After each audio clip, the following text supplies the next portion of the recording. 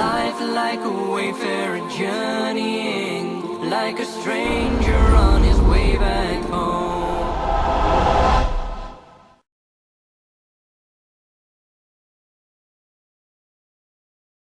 ماشاءاللہ بہت بڑا مجموعہ ہے، اکثر نوجوان ہیں۔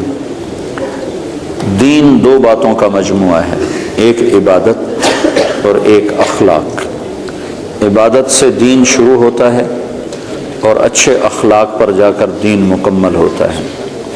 دین کی ابتدا، فاؤنڈیشن، بنیاد وہ کلمہ، نماز، روزہ، حج، زکوٰۃ، اور دین کی انتہا چھت، جہاں جا کے چھت پڑتی ہے وہ اچھے اخلاق ہیں۔ اچھے اخلاق سے دین مکمل ہوتا ہے۔ دین کی تکمیل عبادت سے نہیں، اخلاق سے ہے، اور دین کی ابتدا میں عبادت ہے۔ عبادت میں نماز سب سے اعلیٰ درجے کی چیز، جو اللہ تعالیٰ نے 50 نمازیں شروع میں فرض کی، پھر ان کو 5 کر کے گھٹایا اور عرش پر بلا کر 50 نمازیں عطا فرمائیں۔ دینی 5 تھیں، دی 50، صرف یہ بتانے کے لیے کہ دنیا میں تمہارے آنے کا مقصد نماز کے سوا اور کچھ نہیں۔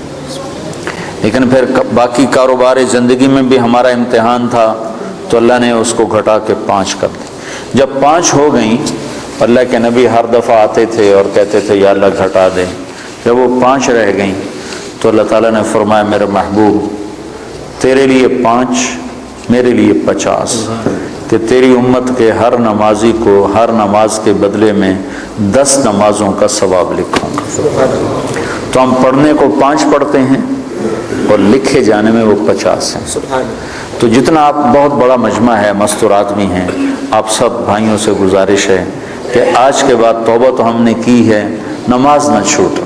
اس کے سارے بھائی ارادہ کرتے ہیں؟ آپ پرائے دیس میں رہتے ہیں، یا مسجدوں کا ایسا ماحول نہیں ہے، اپنی آپ جاب پر ہیں، کام پر ہیں، جہاں بھی نماز کا وقت آ جائے نماز نہ چھوڑیں۔ اب اللہ نے اتنی فضا ضرور بنا دی ہے کہ جہاں بھی آپ ہیں آپ کو نماز کی اجازت دیتے ہیں۔ یہ لوگ آپ کے ساتھ انصاف کرتے ہیں، انہوں نے اپنے ملکوں میں انصاف کیا ہوا ہے، عدل قائم کیا ہوا ہے، ظلم نہیں ہے۔ آپ امن میں ہو، امن کے ملک میں ہو، انہوں نے آپ کو سارے حقوق دیے ہیں، آپ پر بھی حق ہے ان کا کہ آپ ان کے لیے ہدایت کی دعا کرو، ان کی خیر خواہی چاہو، اور اپنا کام صحیح کرو، اور نماز کو نہ چھوڑو کسی حال میں بھی۔ مسجد قریب ہے تو مسجد کی دوڑ لگاؤ، مسجد دور ہے تو ایک مصلی اپنے دفتر میں رکھو، اپنے کام کی جگہ پہ رکھو، اور نماز کے وقت میں نماز ادا کرو۔ اور اگر آپ اکیلے ہو تو اذان دو، تکبیر کہو، پھر نماز پڑھو، تو آس پاس جتنی فضا ہے وہ گواہ ہو جائے گی، اور آس پاس جتنے اہل ایمان جنات ہیں وہ نماز میں شریک ہو جاتے۔ 2 ہو تو جماعت کراؤ، چاہے تمہاری داڑھی نہیں ہے پھر بھی جماعت کرو، ایک کو آگے کرو ایک کو پیچھے کرو۔ 3 ہو جماعت کراؤ، با جماعت نماز کی فضا بناؤ۔ سفر میں جا رہے ہو گاڑیاں روک کے با جماعت نماز پڑھو، تو انشاءاللہ یہ پوری ایک مکمل دعوت ہے نماز کا پڑھنا۔ تو عبادات میں میرے بھائیوں بہنوں نماز کا ناغہ نہ ہو۔ مستورات سے کہتا ہوں پردے کا اہتمام کرو، اپنی بچیوں کو شروع سے پردے پر لگاؤ، پردہ ان کی فطرت میں شامل ہو، پردہ کرنے والی بنے، اپنے ان کے لباس میں پتلون نہ ہو، شلوار ہو، یہ باپرد با حیا لباس ہے۔ عورت کے لیے پتلون، مرد کے لیے پتلون با حیا لباس نہیں ہے، تو عورت کے لیے کہاں سے ہوگا؟ تو اپنے بچوں کو، اپنی بچیوں کو اسلامی لباس کا عادی بناؤ، پیار سے محبت سے، یہاں سختی تو چلتی نہیں، اور سختی کہیں بھی نہیں چلتی، ہر جگہ پیار محبت سے ہی کام چلتا ہے۔ اللہ نے بھی پیار سے ہی ہمیں سمجھایا ہے اور پیار سے ہی ہمیں اپنی طرف بلایا ہے۔ کہیں کہیں اس نے انجام بتانے کے لیے بتا دیا کہ جہنم بھی ہے، ورنہ اللہ کا عام انداز پورے قرآن میں یا ایھا الذین آمنوا، کتنی عزت کے ساتھ اللہ ہمیں بلاتا ہے، اے ایمان والو، اے ایمان والو۔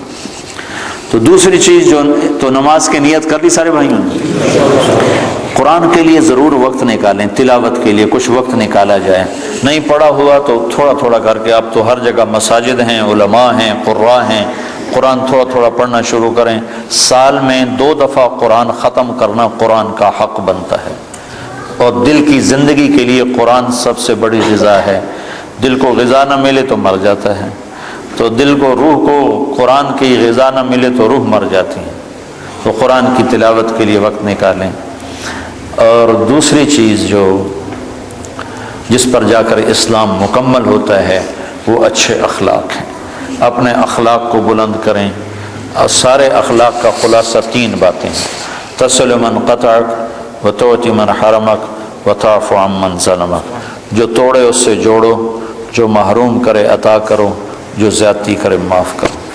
پھر اگر ماں باپ ساتھ ہیں تو ان کی قدر کرو۔ آج مجھے بڑا دکھ ہوا، مجھے ایک اولڈ ہوم دکھایا ساتھیوں نے، تو اس میں مسلمان عورتیں بھی تھیں، مسلمان مائیں بھی تھیں، جن کے جوان بچے ہیں اور وہ ماں کی خدمت سے محروم ہیں۔ کیا بدبختی کی انتہا ہے کہ مسلمان کے لیے ماں تو جنت کا راستہ ہے۔ میرے نبی نے فرمایا ماں کے قدموں تلے جنت ہے، اور میرے نبی نے فرمایا کاش میری ماں زندہ ہوتی تو میں اپنی ماں کی ایسی خدمت کرتا کہ میں عشاء کی نماز کے مصلی پر ہوتا اور سورۃ فاتحہ شروع کر چکا ہوتا، اور ادھر سے میری ماں مجھے پکارتی بیٹا محمد، تو میں ماں کی خاطر نماز توڑ دیتا اور میں کہتا لبیک اماں جی، لبیک یا اماں جی لبیک، نماز میں دوبارہ پڑھ لوں گا، آپ مجھے ارشاد فرمائیں آپ کا کیا حکم ہے۔ جہاں نبی نے اتنا بڑا مقام بتایا ہو، آج دیکھ کر میرا بڑا دل کٹا کہ مسلمان مائیں بھی اولڈ ہوم میں پہنچی ہوئیں۔ تو اپنے ماں باپ اگر ساتھ ہیں تو ان کو اپنی جنت کا راستہ بناؤ، ان کی خدمت کر کے، ان کی دعا لے کے اپنے لیے جنت واجب کر لو۔ ماں باپ کی خدمت کرنے والوں کے لیے جنت واجب ہو جاتی، اور ان کے لیے جنت میں رکاوٹ صرف موت ہوتی ہے کہ موت نہیں آ رہی، وہ جنت میں نہیں جا رہے، ورنہ مرتے یہ سیدھے جنت میں جائیں جو اپنے ماں باپ کی دعا لے لیتے ہیں، ماں باپ کو خوش کر لیتے ہیں۔ تو اپنے ماں باپ کا مقام سمجھو۔ اللہ کے نبی نے فرمایا جس نے ماں باپ کو ناراض کیا ان پہ اللہ کی لعنت، ان پہ فرشتوں کی لعنت، ان پہ زمین آسمان کی لعنت، نہ ان کی نماز قبول ہے، نہ روزہ قبول ہے، نہ صدقہ قبول ہے۔ تو بھائیو مہربانی کرو، میرا اللہ کہتا ہے لا تقل لهما اف ولا تنهرهما وقل لهما قولا کریما واخفض لهما جناح الذل من الرحمہ وقل رب ارحمهما كما ربياني صغيرا۔ میرا رب کہتا ہے ماں باپ کے آگے سر جھکا دو، اپنے بازو بچھا دو، اور ان کے غلام بن جاؤ، ان کے آگے اف نہ کرو، ان کے آگے آہ نہ کرو، ان کے آگے ہوں نہ کرو، ان کو میٹھے بول سے بلاؤ، تو تمہارا رب اس پر تمہارے لیے جنت الفردوس کے فیصلے فرمانے والا ہے۔ شادی ہو گئی ہے، ہونے والی ہے، اپنی بیویوں سے اچھا سلوک کرو۔ اچھے سلوک سے گھر آباد ہوتے ہیں، برے سلوک سے گھر آباد نہیں ہوتے۔ اللہ کے نبی کا فرمان ہے بہترین مسلمان وہ ہے جو بیوی سے اچھا سلوک کرتا ہو، اور میں سب سے اچھا سلوک کرتا ہوں اپنی بیوی کے ساتھ۔ اور اللہ کے نبی کا فرمان ہے جنت میں میرے گھر کے قریب اس کا گھر ہوگا جس کے اخلاق اچھے ہوں گے اور جس کا بیوی کے ساتھ اچھا سلوک ہوگا۔ پھر بیویوں کو سمجھایا اللہ کے نبی نے۔ ایک عورت نے آ کر عرض کی یا رسول اللہ میری شادی ہو رہی ہے، میرے خاوند کا میرے اوپر کیا حق ہے؟ تو آپ نے فرمایا تیرے خاوند کے جسم پر زخم پڑ جائیں، زخم، اور ان زخموں میں پیپ پڑ جائے، گندا پانی سفید پیپ پڑ جائے، اور تو زبان سے چاٹ کر اس کے زخم صاف کرے تو نے اس کا حق ادا نہیں کیا۔ زبان سے چاٹ کر اس کا زخم صاف کرے تو نے خاوند کا حق ادا نہیں کیا۔ مردوں کو کیا سمجھایا کہ بہترین مسلمان وہ ہے جو بیوی سے اچھا سلوک کرتا ہو، اور عورتوں کو کیا سمجھایا کہ خاوند کی اطاعت آپ نے فرمایا اگر میری شریعت میں سجدہ جائز ہوتا، میری شریعت میں اللہ کے سوا کسی کو سجدہ نہیں، اگر سجدہ جائز ہوتا تو میں عورت سے کہتا اپنے خاوند کو سجدہ کرے، یعنی اس کی اطاعت کرے۔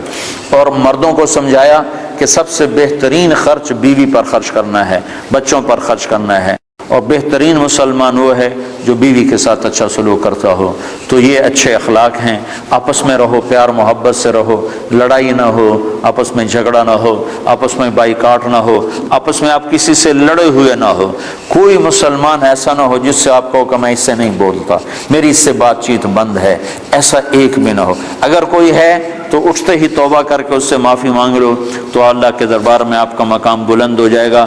جب دو مسلمان آپس میں لڑ پڑیں اور وہ صلح نہ کریں تو اللہ تعالیٰ ان کے اعمال مردود کر دیتا، نہ نماز قبول، نہ روزہ قبول، نہ حج قبول۔ تو اللہ تعالیٰ فرماتا ہے جب تک یہ صلح نہیں کرتے ان کا کوئی عمل قبول نہیں ہے۔ تو آپس میں پیار محبت سے رہو، آپ پرائے دیس میں ہو، نہ مذہب کے نام پہ لڑو، نہ رشتے ناطے کے نام پہ لڑو، نہ آپس کی سیاسی باتوں پر لڑو، پیار محبت کی فضا قائم رکھو۔ اللہ کو بہت پسند ہے ایک دوسرے کا خیال کرنا۔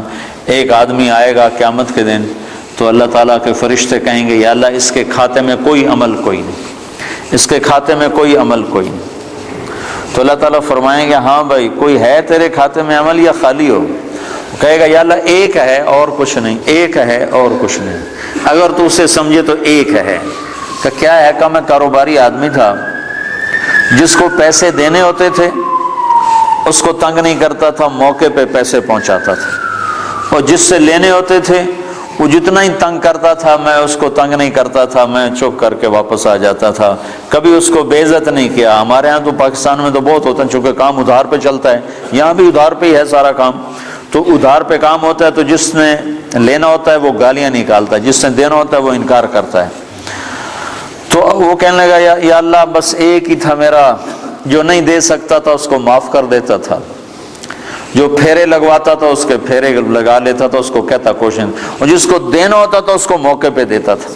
تو اللہ تعالیٰ کہیں گے تو نے تو میرے بندوں کا بڑا بھلا چاہا، تو آج میں تیرا بھلا کرتا ہوں، صرف اسی عمل پہ تیرے لیے جنت کا فیصلہ کرتا۔